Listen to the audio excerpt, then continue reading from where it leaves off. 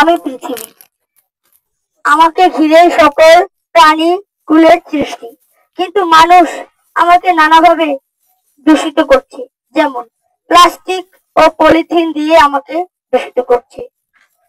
আমি মাটি, আমার বুকেই প্রাণীকুলের সৃষ্টি।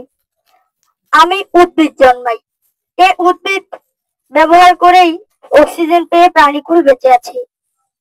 কিন্তু মানুষ প্লাস্টিক, পলিথিন ও কীটনাশক, রাসায়নিক সার ব্যবহার করে আমার উর্বরতা নষ্ট করছে, অপরিকল্পিতভাবে বনায়ন ধ্বংস করছে। ফলে ভূপৃষ্ঠের উষ্ণতা বৃদ্ধি পাচ্ছে। আমি সমুদ্র, বিশাল জলরাশি ও জলজ প্রাণী নিয়ে বেঁচে আছি, কিন্তু প্লাস্টিক, পলিথিন ও পরিত্যক্ত জাল আমার জলজ প্রাণীকে বাঁচতে দিচ্ছে না। আজই কিনুন সাগর রশি।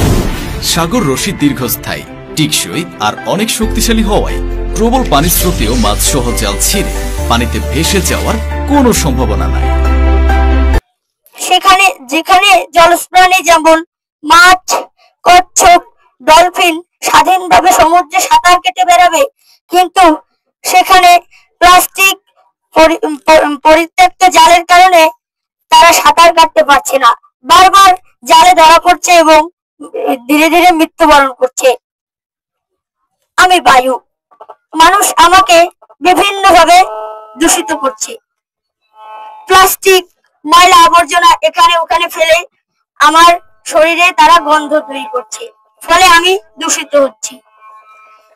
নৈতিক শিক্ষা, তো বন্ধুরা, আমরা সকলে অবাধে প্লাস্টিক ও পলিথিন ব্যবহারের ক্ষেত্রে সচেতন হই।